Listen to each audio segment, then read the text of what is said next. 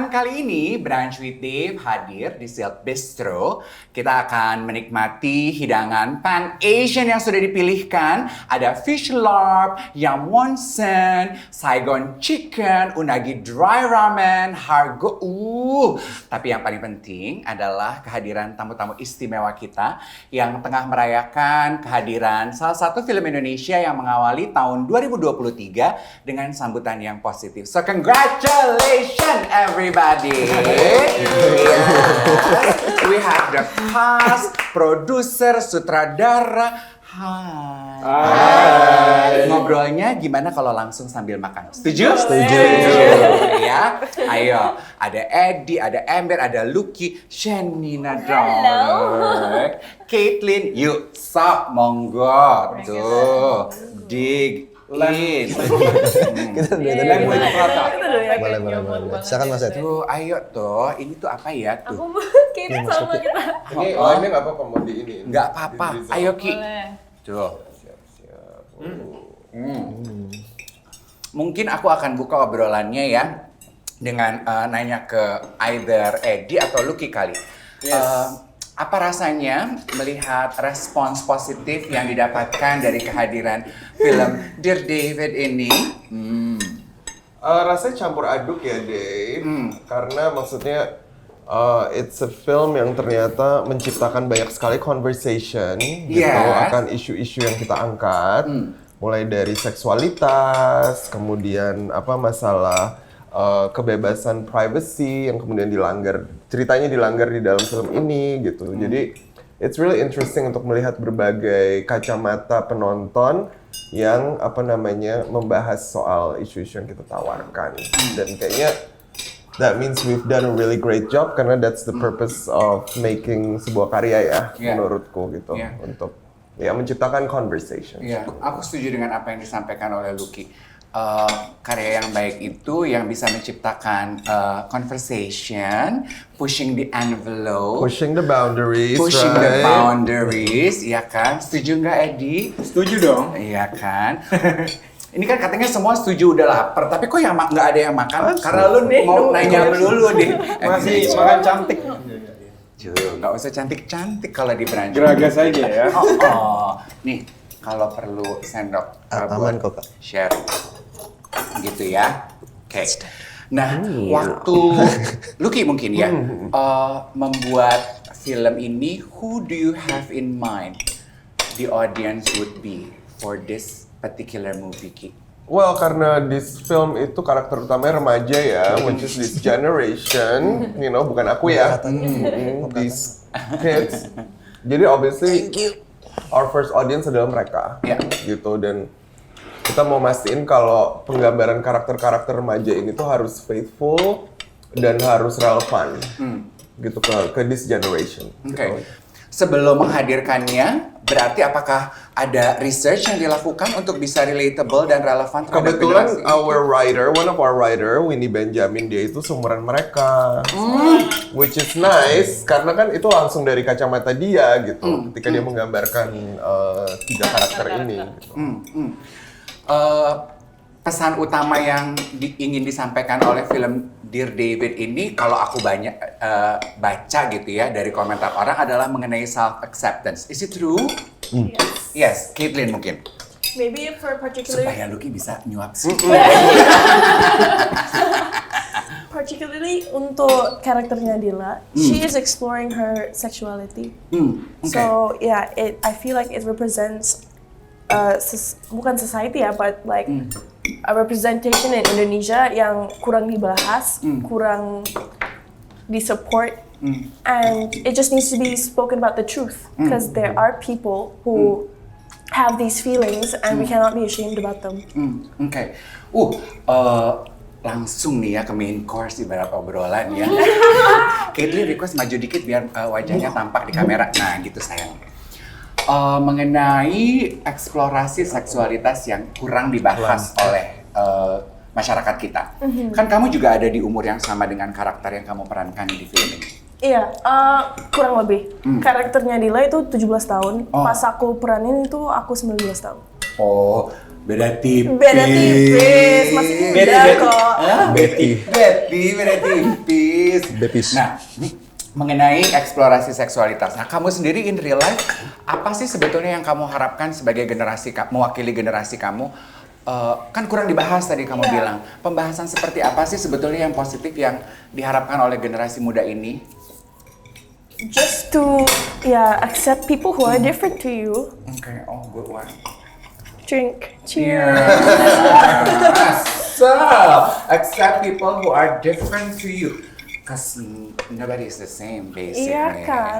Iya. Oh rupanya itu ya. Aku sih Ki jujur, aku melanggar janji aku kepada Shenina. Waktu syuting Brand Shitty sama Shenina sama Angga terus ketemu di movie issue, aku bilang malam ini aku janji nonton di Netflix karena sudah ada di watchlist. Belum kejadian non. Oke. Abis ini ya. Boleh. Pengen bahas mengenai acceptance juga. Kalau versinya Shenina, penerimaan diri seperti apa sih yang menurut Shenina disampaikan dari film Dear David ini? Sama sih, menurut aku sama kayak Kathleen bilang barusan, ditambah di masa aku, apapun yang kita posting, apapun yang kita kasih lihat ke orang lain pasti selalu dikomentarin kan Kak. Jadi aku ngerasa kayaknya titik dimana akhirnya aku bisa menerima diri sendiri adalah tidak begitu peduli sama apa yang orang lain omongin gitu. Kayak ini kan gue yang kenal diri gue sendiri, gue yang tahu gue pengennya kayak gimana. Jadi jangan terlalu fokus sama omongan orang yang belum tentu kenal kita siapa gitu.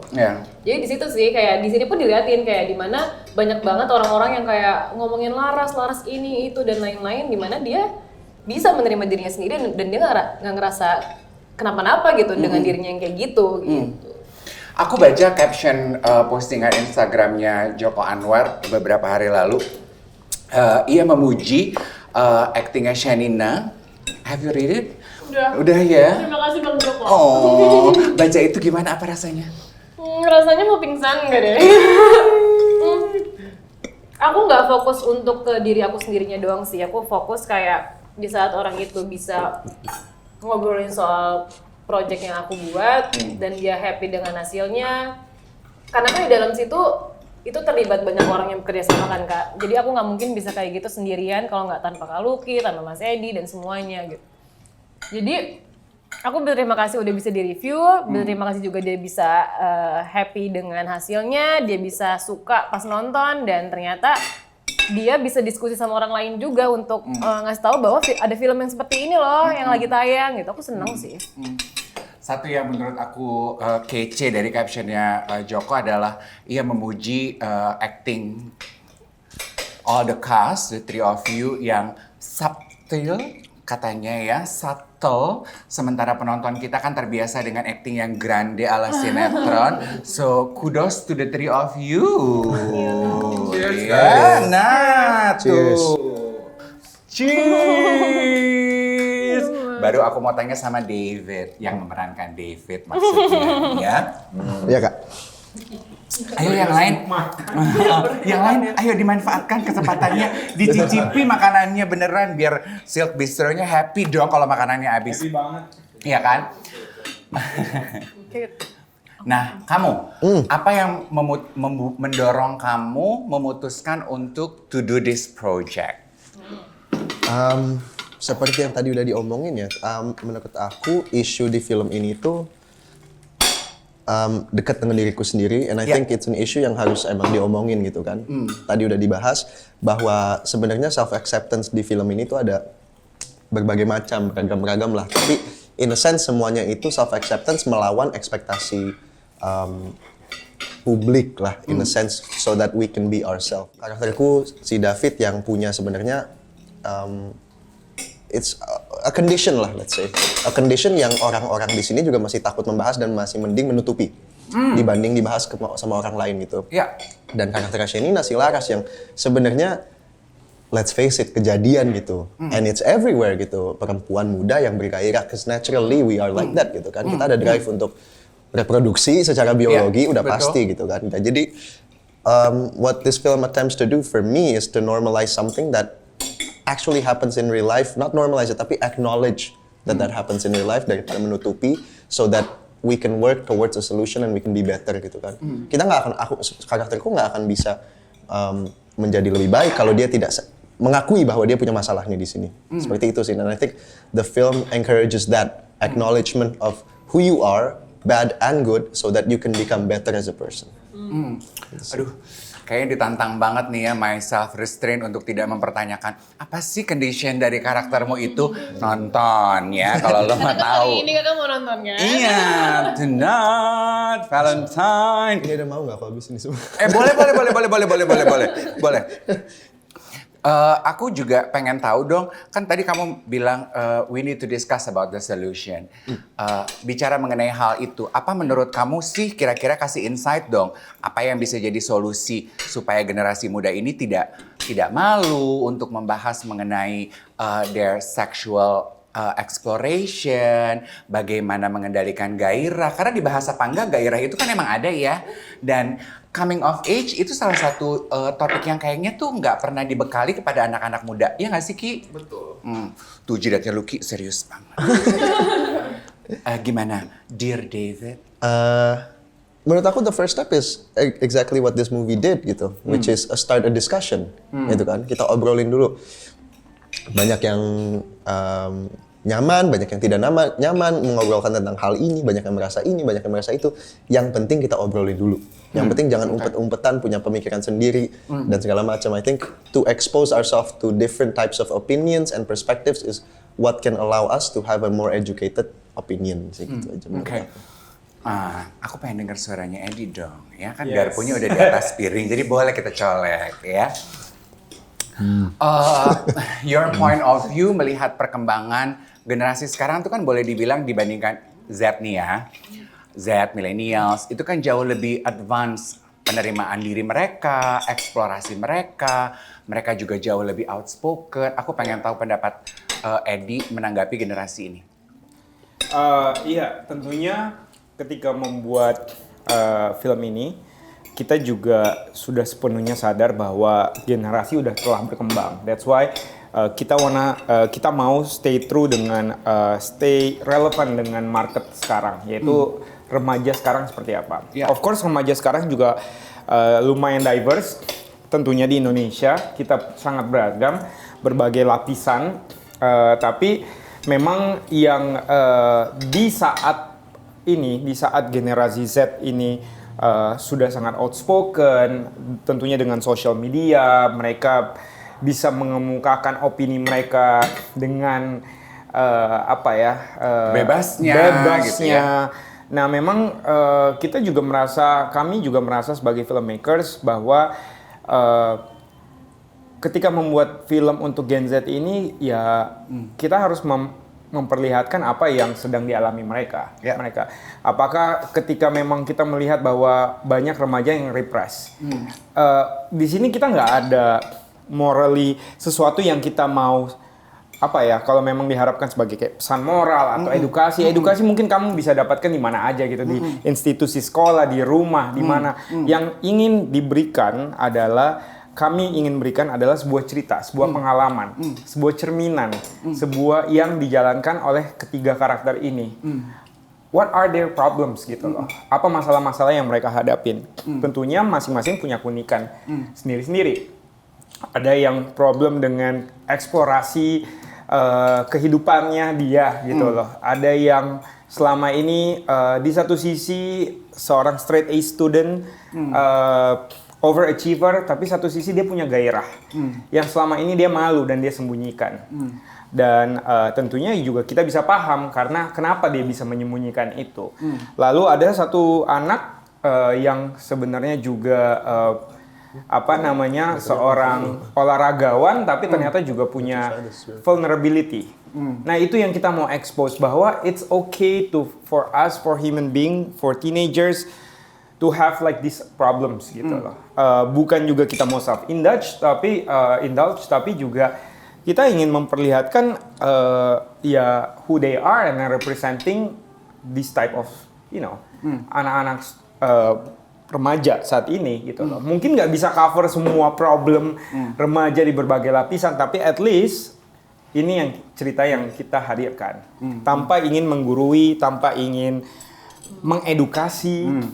It's your penonton mestinya udah bisa cukup dewasa untuk kayak memahami atau merenungkan gitu. At least kayak kalau memang ada sesuatu yang tidak sreg, apa didiskusikan secara dewasa.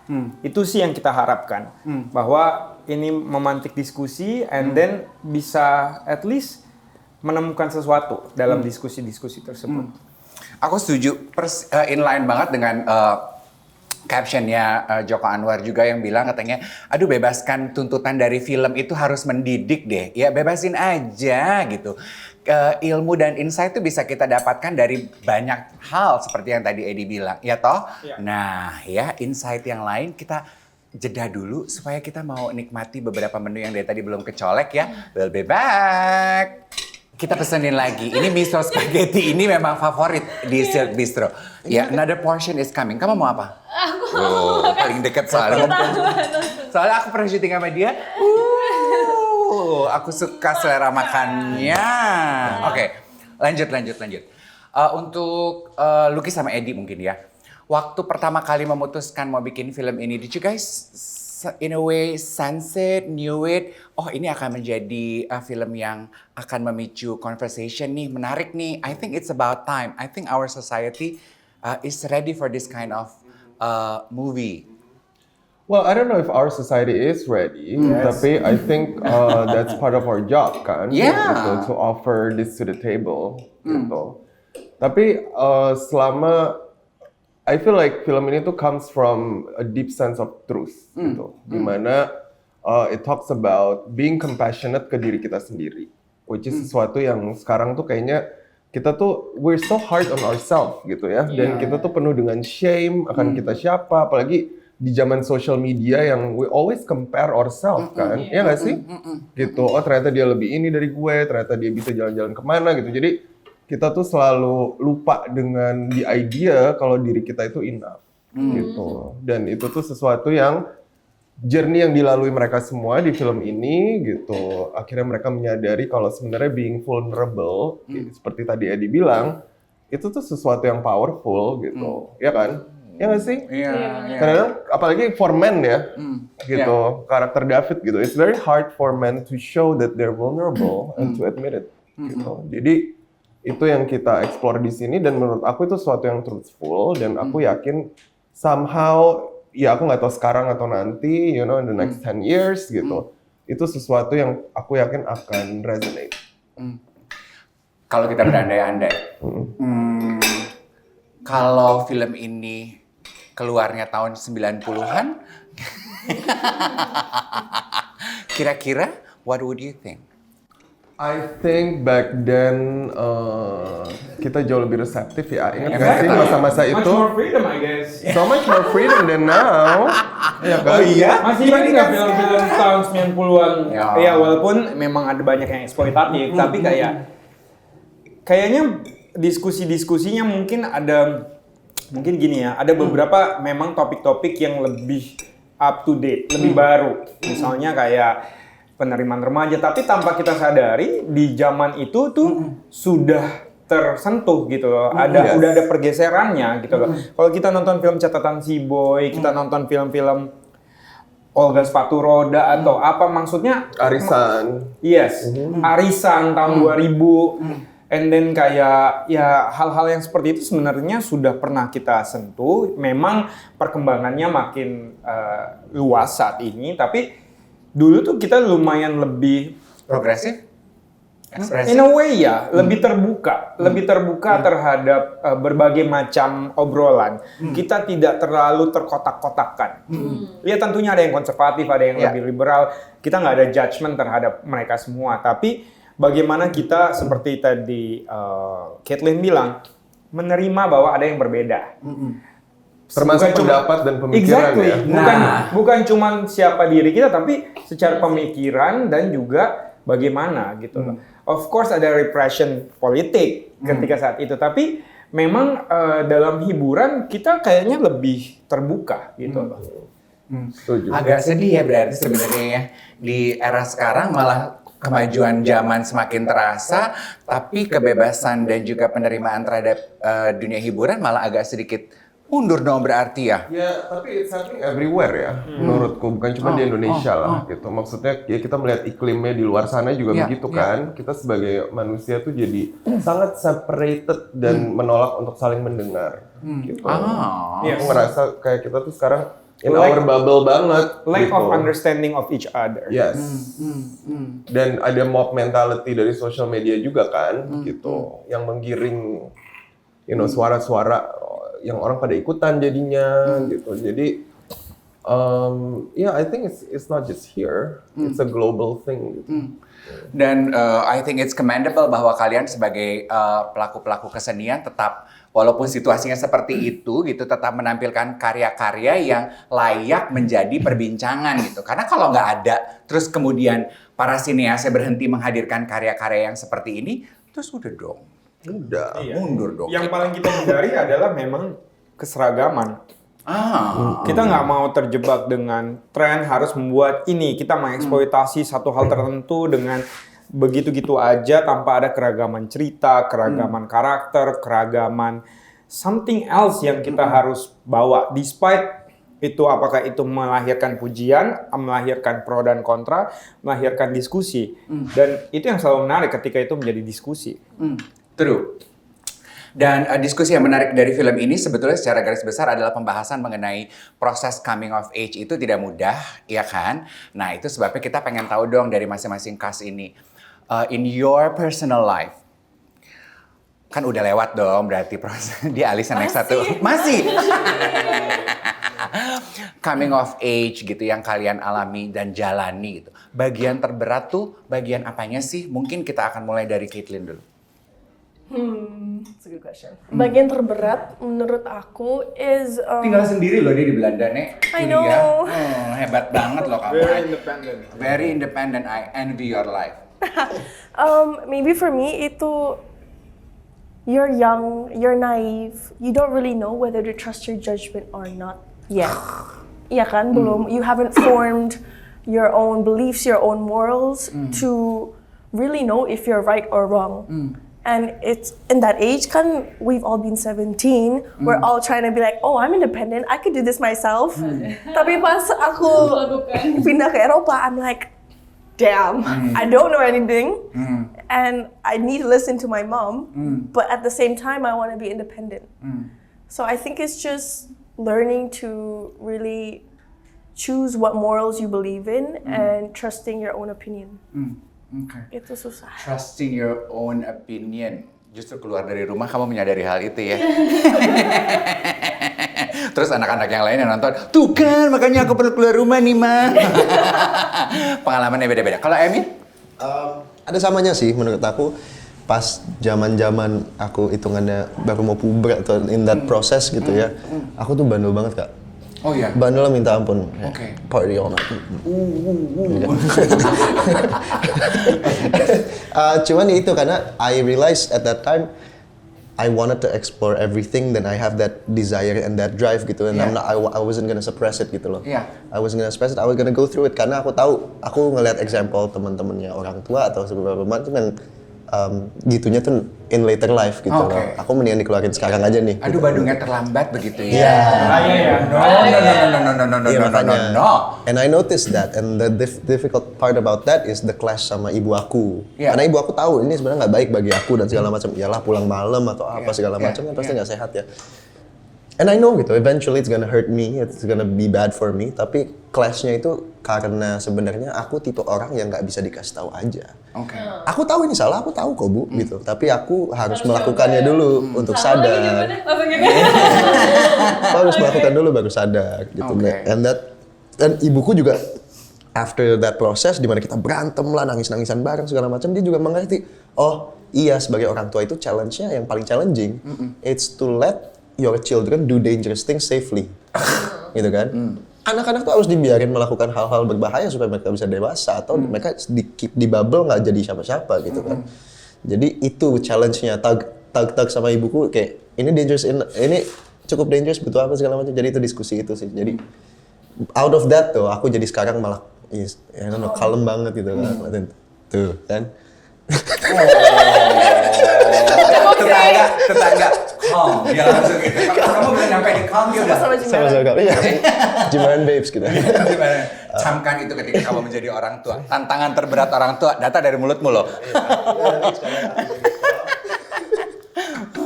Terus hubunganku sama ibuku malah jadi lebih kuat. Karena we went through that together gitu. Kita Iya, nangis-nangisan iya. banget segala macam. Gitu. Okay. What have you learned from your adventurous experience? Mencoba ini itu sehingga akhirnya tahu ini nggak cocok, ini cocok. Well, I learned to differentiate different types of people. Ada beberapa orang yang emang ada buat party. Ada beberapa orang yang kita nggak bisa depend untuk ngomong tentang hal-hal beberapa segala macam gitu loh. Jadi untuk mengkategorikan orang-orang berbeda itu aku belajar lewat proses itu. Menurut aku paling penting itu. Banyak sih, tapi kalau disuruh mikir satu. Iya. Dan aku pikir itu adalah pelajaran paling mahal dalam hidup ya nggak sih? Untuk bisa membedakan manusia mana yang dipercaya apa enggak. Nggak bisa cuma dibaca itu kayaknya ya. Diketemuin dulu. Iya, betul. Kalau karakternya Laras yang banyak dibahas juga adalah bagaimana ditampilkan karakter ini, tahu bener nggak nih Shenina? Karakter ini tuh tidak sempurna gitu. Dia punya flaws yang tadi dibahas, ya kan? Straight A students, tapi dia juga ditampilkan kekurangannya gitu. Aku pengen tahu point of view-nya Shenina terhadap karakter ini. Aku jatuh cinta lagi sama Laras gitu. Kayak aku suka cara dia berpikir, aku suka cara dia mengatasi situasi, dan aku suka keberaniannya dia. Karena di filmnya kan dilihatin banget bahwa dia pada akhirnya berani menunjukkan siapa dirinya, berani melewati semua proses yang udah nimpa dia segitu banyaknya, begitu juga dengan karakter yang lain. Jadi mungkin kalau misalnya aku nonton ini di umur aku yang selaras, aku akan mengambil banyak banget pelajaran dari dia gitu. Aku pengen tahu gimana sih caranya bisa menerima diri sendiri secara cepat, gimana sih caranya berdamai dengan diri sendiri, dan akhirnya lo kayak oke, lo akan keluar menjadi Laras yang lo nggak pernah malu kalau misalnya tiba-tiba ada orang yang ngejudge lo gitu. Karena aku lumayan panjang proses sampai akhirnya aku bisa menerima diri aku sebagai Shenina sendiri gitu. Jadi aku pengen banget sih, ini sering banget Emir kasih tahu juga bahwa mungkin kalau misalnya gue nonton Dear David di umur kita yang sama kayak di karakternya, kita makin cepet ngerti ya kalau ngelakuin banyak hal, perempuan memiliki gairah atau kayak pengen menjadi diri sendiri tuh nggak salah gitu, nggak usah terus-terusan ngasih terus buat orang lain, dimana kita ngasih ke diri sendiri aja nggak pernah gitu. That's a good point. Iya, jadi kayak kalau lo pengen bikin orang lain happy, kalau diri lo sendiri aja belum bisa happy dengan apa yang udah lo lakukan, buat apa gitu? Kayak sama aja bohong kan? Tuh kan, Shenina aja mengakui bahwa andaikan kalian menyaksikan film ini di umur para karakternya, ya, life would be so much better. Karena banyak banget kan orang di luar sana yang sangat peduli dengan komentar orang, tapi jadinya diri sendiri tuh nggak dipikirin, kayak oke, orang kemarin ngomong ini gue harus ikutin gitu. Dimana itu juga terjadi di diri aku yang dulu gitu. Iya. Jadi aku ngerasa mungkin kalau aku udah nonton ini dari dulu, aku ngerti bahwa nggak harus selalu menuhin ekspektasi orang lain. Ya. Nah, looking back nih, Edi sama Lucky, omongan orang lain mempengaruhi kehidupan kita. Waktu proses coming of age, Edi sama Lucky. Kalau teman-teman ini kan, our beautiful cast kan ada film ini Dear David yang bisa mengingatkan self acceptance itu penting. Omongan orang nggak usah didengerin semuanya. Lah waktu kalian apa tuh yang membantu kalian untuk menerima itu? Oke, makanannya hadir. Kita taruh dulu di meja supaya kita lanjutin ngobrol sampai makan. Setuju? Siap. Dari mukanya kayaknya semua setuju. Oke, bring them in. Proses coming of age yang belum lama itu kan terjadinya ya kan Ki. Soalnya waktu aku dikasih tahu kita akan ngobrol sama Lucky, Erika sama Sabrina bilang, soalnya Mas Rif, Mas Lucky ini jago banget menggambarkan kehidupan anak-anak muda masa sekolah. Kita tuh pengennya, aduh andai kehidupan kita sebagus itu waktu kita sekolah. Gitu katanya Ki. Piye tuh? Ya sebenarnya kalau buat aku sih coming of age tuh kayak it's an ongoing process ya. Maksudnya kita kan selalu grow gitu. Sampai sekarang pun gitu. Jadi bukan cuma waktu aku masih kecil ya, tapi sekarang juga gitu. Tapi I think the biggest thing about me, I used to define diriku dan my worth itu dari achievement. So Gitu. Ya kan? Jadi kayak apa namanya, ya intinya gue baru berharga kalau achievement gue segini gitu, which is laras banget gitu. Jadi throughout the process I learn kalau you need to separate that gitu. Like your achievement, termasuk our film ya, it has nothing to do with you as a human being gitu. Jadi itu the biggest lesson lah intinya yang I went through to sampai sekarang. The biggest lesson you went through dan dipelajari dari rangkaian pengalaman gitu ya. Makanya memang kita tuh diperlukan lebih banyak karya-karya seperti ini loh yang secara halus menyempilkan message-message yang harus digali gitu ya kan ketika kita menyaksikannya. Edi dong pengen dengar suaranya. Kurang lebih sama sih sebenarnya. Terutama bagian bahwa ya coming of age tuh bukan berhenti ketika kita masih remaja gitu ya, atau kayak adolescentnya itu ketika menginjak umur 20-an udah kerja dan ya enggak, sebenarnya kadang-kadang kita bisa menemukan diri kita lagi atau berproses gitu. Sama sih kalau aku tuh bagian bukan cuman masalah kayak cinta-cinta, remaja atau jati diri segala macam, bahwa juga bagaimana sama seperti Lucky ngomongin karya gitu ya. Ketika kemarin ada interview, ada yang pernah nanyain gimana rasanya ketika film-film sebelumnya tuh dipuji-puji gitu. Itu beban nggak sih? Aku bilang beban, lumayan. Karena selalu di antara pujian itu kadang-kadang juga ada yang tidak memuji, of course. Dan di situ saat itu aku merasa bahwa kadang-kadang tuh emang mengganggu juga. Dan do I have to indulge? Do I have to please everyone? Enggak, jawabannya enggak. Gitu. Dan nggak mungkin juga rasanya. Nggak mungkin, nggak ada yang mungkin gitu loh. Sama seperti ketika mungkin suatu saat atau mungkin sekarang gitu ada pros and cons, ada yang memuji, ada yang tidak memuji. Di satu sisi aku akan merefleksikan ke aku lagi. Apa yang sebenarnya kita bisa ambil dan pelajarin, karena kita juga nggak bisa bahwa kita nggak bisa dengerin orang lain sama sekali bahwa kita paling benar, nggak juga gitu loh. Kita juga berusaha. Tapi something yang memang ketika orang ingin bully or like orang ingin kayak cuman kayak memberikan opini dan kayak hate speech or something, we don't have to listen to that gitu, dan nggak perlu, dan nggak, kepuasan orang berbeda dengan kita. Yang jelas bahwa apa intensi kita, apa yang kita udah jujur dengan diri kita sendiri dan kita suka dengan karya kita sendiri, itu jauh lebih penting. That's a very strong message ya, seperti yang tadi Caitlyn cerita di awal gitu ya, bahwa nggak cuma toleransi tapi kita juga harus belajar apresiasi gitu. Iya kan, lu beda dari gue tapi gue masih bisa appreciate lo gitu. Mungkin pendapat lo, cara pandang lo, selera makan lo, ekspresi diri lo beda dari gue, tapi we can still live happily, respectfully on this beautiful planet Earth together, ya toh?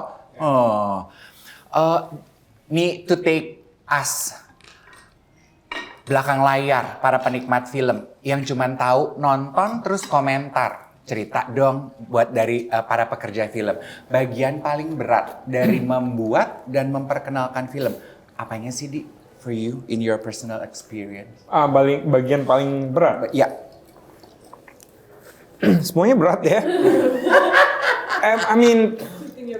Jujur ketika... Syutingnya berat, kata Shanina. Ketika membuat ini sebenarnya sih nggak ada rintangan yang besar, jujur. It was quite easy. Tapi mungkin... Sekarang ketika penerimaannya itu mungkin ya nggak segampang itu untuk kayak semua orang. And then kadang-kadang kita juga nggak perlu merasa bahwa perlu untuk kayak being, like menjelaskan ke semua orang atau apa. No, it's their reception. Mereka yang bisa akan berdiskusi sendiri gitu.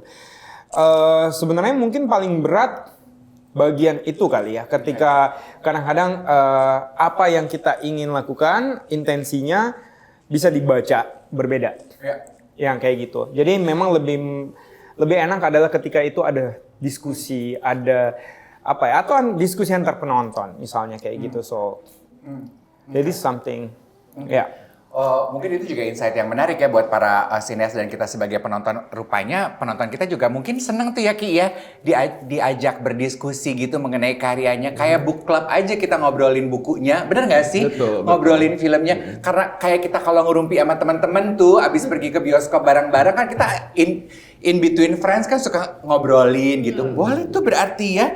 Penonton kita berarti mungkin sudah haus akan hal seperti itu. Oke, dicadangkan idenya ya. Nah, sekarang dessert. Nah, dessert dari Silk Bistro sudah hadir. Tofu cheesecake, coconut sundae sagu, dan juga bittersweet. Yang paling manis dari kas ini, Mir, tolong dituang dong. Iya kan, paling manis. Paling jahil sebenarnya ya. Caitlyn mukanya. Caitlyn juga dong tolong saya. Ya, tuh. Tuh, coba. Yes, silahkan dinikmati. Gemes sih. Kecuali Eddie mungkin ya. Kan nggak lagi ngurangin gula. Iya dikit aja, icip-icip ya. Tented ya. Monggo. Sambil. Tuh, sok. Ya. Interessante. Yes. Tofu cheesecake. Nah, di bagian terakhir tofu ini lychee. pengen ngomongin yang manis-manis. Karena tadi pada saat jeda istirahat menunggu kehadiran dessert, Shenina sempat membahas betapa ia tersentuh gitu ya dengan cerita-cerita dari penonton yang dikirimkan terus dikompil dalam sebuah pameran dan juga ditampilkan pada saat premier ya. Benar, jadi Dear David itu waktu premier itu kita ada mini exhibition di mana di dalam premiernya itu setnya tuh ada banyak locker dan di dalam lockernya itu banyak cerita-cerita rahasia-rahasia setiap orangnya yang mengirimkan ceritanya mereka gitu. Jadi seniman-seniman itu bikin satu locker tuh beda temanya semua dan itu isinya rahasia-rahasia orang gitu. Tapi memang anonim. Ya. Nah, setelah itu dibuka lagi di pamerannya yang ada di Sensi kemarin 3 hari dari Jumat, Sabtu, Minggu. Dan aku ngerasa itu unik banget. Aku nggak pernah ngerasain premier dengan set yang segitu niatnya dan mirip banget sama apa yang diceritain juga di filmnya kan tentang rahasia orang. Setiap manusia tuh punya rahasianya masing-masing dan akhirnya mereka bisa mengungkapkan dan bisa menerima dirinya sendiri gitu. Jadi seneng banget sih, lokernya tuh sangat unik kalau kakak ngeliat. Nanti aku tunjukin. Iya, aku lihat dari handphone kamu tadi. Iya. Udah aku tunjukin dan lokernya aku bawa pulang. Serius? Salah satunya. Nggak cuma salah satu, aku bawa 6 kayaknya. Lokernya taruh di mana di rumah? Taruh di Sebagai memorabilia, dia mau bikin museum nanti. Iya, ya. karena aku film-film emang- yang Shenina pernah perankan memorabilianya. Karena aku sering banget ngambilin barang-barang dari syutingan aku sebelum-sebelumnya, tapi kali ini paling banyak sih aku ngambil loker. Tapi mendengarkan kamu bercerita itu ya, Shenina ya, aku suka banget tuh dengan pesan yang kamu bilang bahwa it is healthy for every human being to have secrets, Betul. ya kan? To keep something from yourself to yourself only. Iya dong. Disitulah kita menyimpan mimpi mungkin yang tidak kita ingin ceritakan kepada orang lain. Fantasi mungkin, eksplorasi diri kita berkenalan. Ketika kita punya masalah mungkin, proses pengenalan diri atau self-acceptance. Jadi in a way, sebetulnya film Dear David ini juga relatable buat banyak penonton ya Shenina Banyak ya. banget. Dan itu semuanya juga untuk semua kalangan umur kan, seperti tadi kita Iya. diskusikan bahwa setiap orang pasti punya prosesnya masing-masing, nggak cuma berhenti di waktu dia muda doang. Kayak sampai sekarang pun aku aja masih muda, aku masih ngerasa tetap berproses. Kalau Ki pun juga merasakan hal yang sama, Mas Edi pun juga, dirimu juga pasti kan masih Iya, iya. terus berkembang dan Iya. pengen dapetin banyak pelajaran lagi kan. Terakhir pengen tahu dong apa komentar orang tua Shenina, Emir dan juga Caitlyn Mereka semua ketawa, aku jadi bingung harus ngomong apa. ketika menyaksikan premier. Ya, coba Caitlyn dulu deh. Kathleen deh, duluan deh. Kathleen sama Emir. I mean, mamaku sangat open-minded ya for an Indonesian woman. But after seeing me kiss, she was like, I need a drink. But other than that, my parents love the movie. Oke. Sampai nangis berkali-kali katanya. Oh, mereka nangis. Katanya ya. Soalnya kita nggak duduk deket mereka. Iya. Jadi kita nggak bisa. Tapi aku yakin mama kamu pasti nangis. Pasti reaksinya beda tuh ya kalau duduk berdampingan gitu kan. Iya, kan pasti aku kayak Lihat-lihat. iya. iya, a little bit awkward tapi bangga banget. Kalau Emir, Sama, ibuku juga open minded banget. Tapi setelah nonton film ini sih udah nggak lagi. Kok gitu? Nggak aman. Cuman dia, again, it's always weird, right? Seeing your Iya. son do these scenes. Iya, exactly. Nanya lah, kenapa sih kamu buka baju melulu segala macam. Bu, aku udah mohon-mohon, Bu, disuruh gitu. Nggak. Emang ada kebutuhan ceritanya kan sebenarnya. Jadi dia mengerti soal itu. Tapi tetap aja ada level of discomfortnya. Tapi at the end of the day, I'm really glad that she can sit next to me, talk about the movie, and tell me that she's proud. Gitu aja sih. That's the most important thing. ya. Terakhir melulu, janji ini terakhir. Apa yang berubah dari diri kalian from the cast setelah melakukan film ini? Isi DM nggak sih, Shan? Isi DM. Isi direct message. Oh, banjir ya. Lumayan. Oh ya, mean, what ada changed? lebih positif dari itu. Karena Kayak yang pastinya menurut aku semua karakter dari kita punya pesannya masing-masing ke diri sendiri walaupun kita tahu yang memerankan adalah kita. Cuma balik lagi di saat kita baca skripnya pun kita ngerasa oke, ini banyak yang bisa diambil juga sih ternyata dari karakter yang kita perankan. Begitu juga aku baca David sebagai David, si Dila sebagai Dila tuh banyak banget juga pelajaran yang bisa didapetin dari mereka gitu. Jadi setelah memerankan ini tingkat kepedeannya lebih tinggi pastinya gitu. In a good way ya, maksudnya kayak enggak jadinya kayak gimana-gimana, tapi beneran aku ngerasa lebih bisa menerima diri sendiri, lebih mengerti bahwa berdiskusi sama diri sendiri itu penting. Nggak melulu harus kayak nge-push diri sendiri untuk melakukan yang sebenarnya nggak bisa dilakuin dalam waktu dekat gitu. Jadi kayak berproses aja dan itu nggak kenapa-napa untuk melewati semua proses itu gitu. Gitu deh, pokoknya aku banyak ngerasa terima kasih sih ada di project ini. Dari Caitlyn Ada pasti DM. Iya, setelah memerankan karakter Dila, iya of course you get more confident. Tapi kayak aku lebih cuek sih. Jadi lebih cuek. Iya, kepada kayak everyone's opinions, I don't care. As long as like everyone who's near me, everyone's opinions who's actually matter. Support system, Support your me. core Yeah, value. exactly. I don't care about anyone else. Of course, good criticism, I'm gonna take it in. Tapi yang ngejudge tanpa Ada isinya. ya, and cuman ngejudge ikutan orang lain itu kayak no thank you. Nah, gimana Kit? Kasih tau Kit, sekali lagi Kit. No thank you. Nggak semua opini itu harus. Nggak semua opini itu matters. Iya. Iya. Iya, ada suara, ada bunyi. Yang itu cuma bunyi ya. Ya itu kayak gimana ya? Iya. Anak manis, ada yang ingin ditambahkan? Aku setuju aja sama mereka semua. I think, iya itu film ini bantu proses aku yang menerima diri sendiri. Ditambah juga sebenarnya outside of the film itself ya, menurut aku perubahan paling drastis sih malah saat syuting. Dalam prosesnya menurut aku this project is very special to me gitu, dengan acting dengan kalian segala macam. It came at a time when I needed it the most gitu. And I loved every minute of it. Aku merasa kayak aku membangun keluarga baru dan ini something yang I will always cherish forever dan membantu aku untuk bersyukur di setiap saat di hidupku aja sih. Oh, so everyone thank you for the movie. Congratulations. Cheers, dapat habis. Cheers.